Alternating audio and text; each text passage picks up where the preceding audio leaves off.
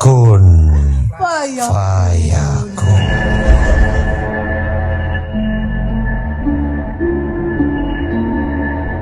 Itu kan berarti kalau yang di tadi nabrak Pak Kiai itu kira-kira jin muslim atau jin kafir tuh? Wah, itu belum tanya waktu itu. Saya nggak punya beneran itu. Saya lupa. Bener, saya itu cuma tinggal lihat hidungnya mancung kayak orang Arab. Ya sudah. Nggak lihat KTP jinnya. Saya nggak lihat KTP. Aduh. Karena memang saya cuma bilang aja, udah tugas sudah selesai, kamu udah ketemu sama saya.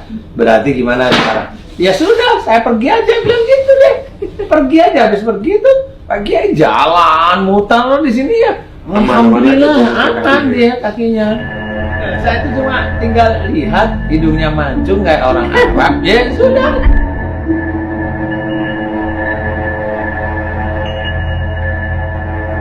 Kadang itu kalau saya lagi bisa ngelihat bareng-bareng sama teman-teman makan itu kan saya liatin aja.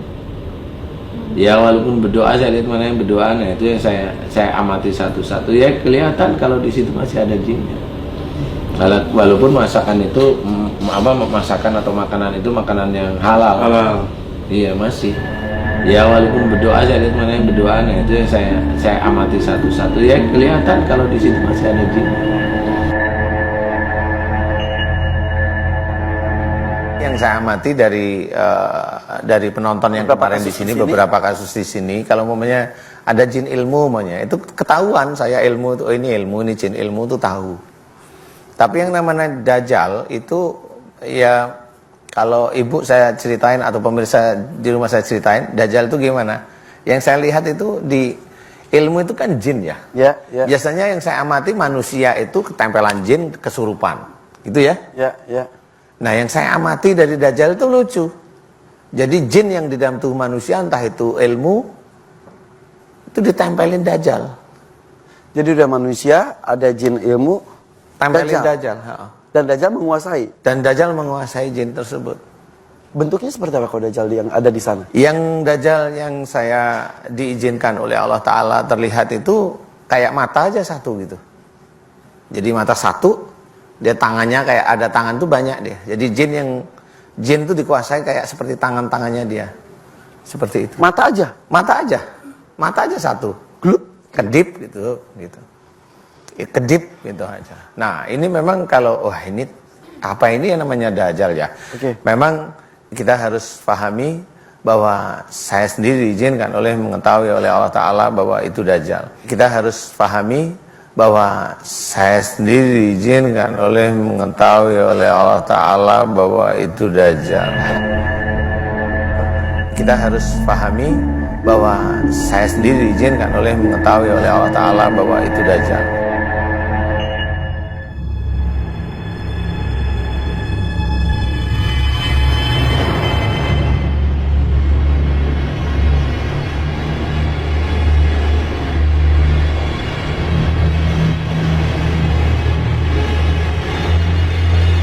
Saya aja mau belajar agama. Pak Ustadz. Iya. Dia jiwa sosialnya tinggi. Iya, ngerti. Saya bisa lihat kamu. Iya.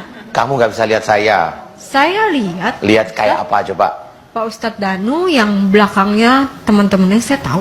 Temennya siapa coba? Tahu. Lah ngarang aja kamu Pak itu. Ustadz, ya namanya orang manusia yang bisa melihat jin itu, ya pasti itu udah ketahuan berarti apa? Memang digangguin jin. Kayak Pak Ustadz. Pak Ustadz ngeliat saya. Enggak. Ini kan bukan saya. Enggak. Kita tahu. Enggak. Berarti Pak Ustadz berarti gangguan jin. Enggak. Ya sudah, makanya udah santai aja. Ya udah. Ya.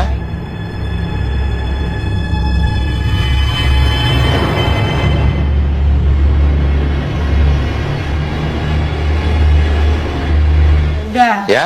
Kamu masuk di dalam tubuhnya lagi Mbak Mala, nanti tunggu waktunya keluar. Ingat. Tunggu waktunya keluar. Tapi kalau nanti. saya belajar lagi, sama saya belajarnya sama saya. Buat ngobatin orang ya? Hah? Buat ngobatin cincin yang luka-luka malah enak. Saya nggak, pokoknya saya nggak mau. Pokoknya saya mau ngobatin orang aja Pak Ustadz.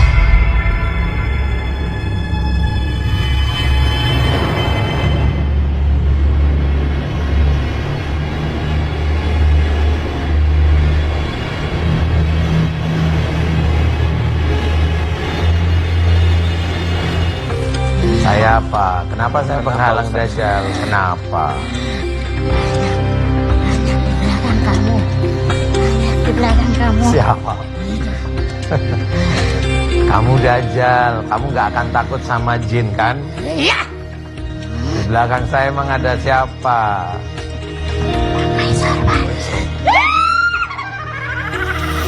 Saya lihat Lihat kayak apa coba? Pak Ustadz Danu yang belakangnya teman-temannya saya tahu.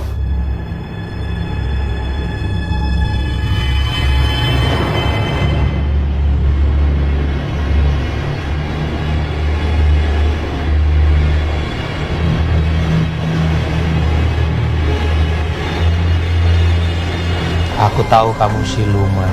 Siluman apa? Siluman. Gak usah nebak-nebak kamu. Siapa kamu? Aku Joko Ismanu Herlambang. Gak takut.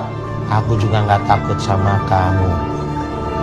Aku perlihatkan bahwa kamu akan dicincang nantinya. Kamu mulai hari ini, seluruh para malaikat akan memegang kamu. Seluruh utusan-utusan akan memegang terahmu. Seluruh para utusan yang ada di belakangku akan memegang kamu atas izin Allah Ta'ala. Seluruh para utusan akan memegang kamu. Kamu mau saya hancurkan?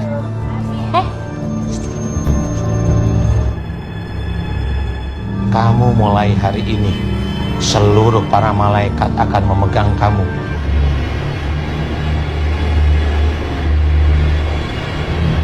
Seluruh para utusan yang ada di belakangku akan memegang kamu atas izin Allah Ta'ala.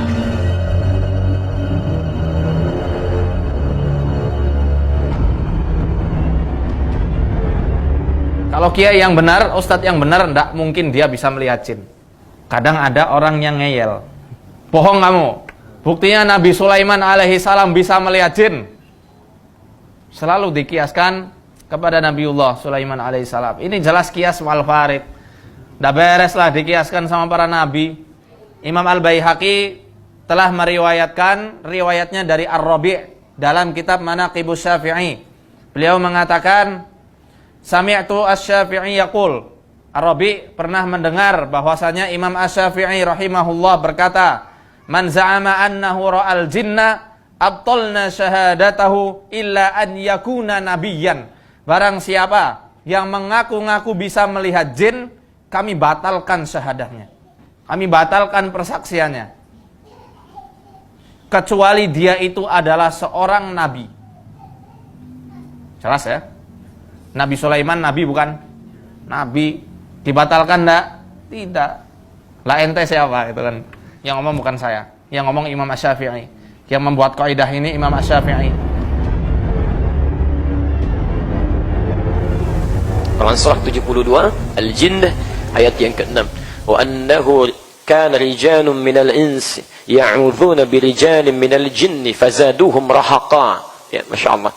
Sungguh ada sementara kalangan manusia yang berkolaborasi minta bantuan kepada jin dalam mengentaskan persoalannya, namun ternyata jin itu tidak membawa solusi melainkan hanya kesengsaraan semata.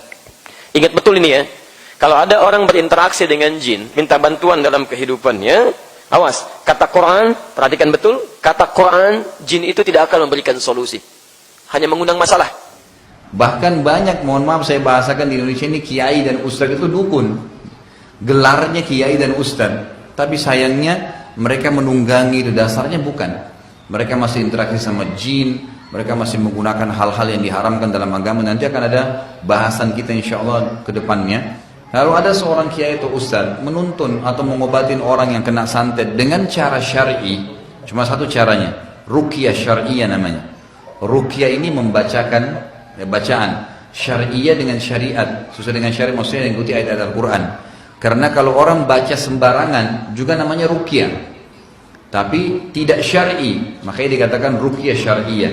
Ruqyah bacaan yang ikuti dengan sesuai dengan syariat Al-Quran dan Sunnah. Kalau tuntunannya ruqyah, dibacain ayat ruqyah, membaca Al-Fatihah, membaca ayat kursi, baca Al-Ikhlas, Al-Falaq, An-Nas, beberapa surah tentang Nabi Musa dengan Fir'aun, lalu ditiupkan ke badan orang yang sedang kena sihir, maka itu syar'i, nggak ada masalah.